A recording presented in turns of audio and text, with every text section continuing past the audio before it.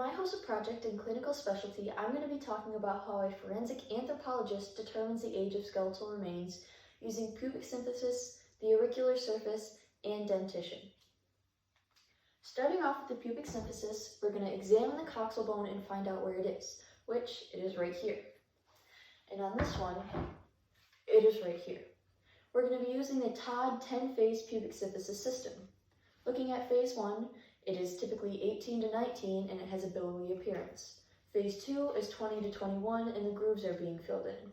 Phase 3 is 22 to 24.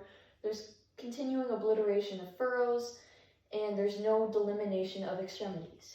Phase 4 is 25 to 26. There's an increase in ventral beveling and the dorsal plateau is fully formed. For phase 5, it is 27 to 30. The lower extremity is clearly defined and the upper extremity is becoming defined.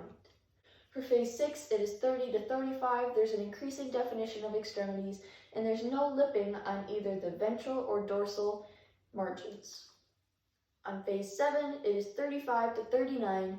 There's diminishing activity and there's no ossification of attachments. On phase 8, it is 40 to 45. There's no distinct rim symphyseal face and there's an ossification in tendons and ligaments. In phase 9, it is 45 to 49. There's a marked rim on the symphyseal face, and the dorsal margin is uniformly lipped, and the ventral margin is irregularly lipped. On phase 10, it is 50 and up. There's disfigurement due to erosion and irregular ossification. Okay, so if we look at these bones, for example, we can see all of the furring and the billowing and all of the bumps.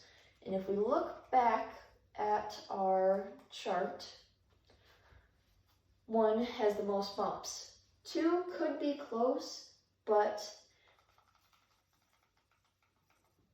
these bumps are deeper. The furrowing is deeper, so it shows that it is young. So this is phase 1.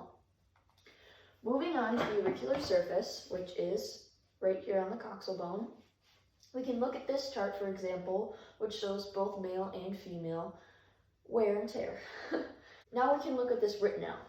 20 to 24 is billowing and very fine granularity. We can move down to 35 to 39, uniform coarse granularity, and over 60 is breakdown with marginal lipping and macroporosity, increased irregularity, and marked activity in preauricular areas. Now, we can look at how old this one is. Here, we can see a lot of porosity and a big lip around the area. If we go back and we look, over 60 has a marginal lipping and macroporosity, which fits this example. Moving on to dentition, we can look at this chart or a chart like this, and we can see the baby teeth, how the roots grow, how the adult teeth grow above it, and how their roots grow. So we can also see, for example, we can look at this one.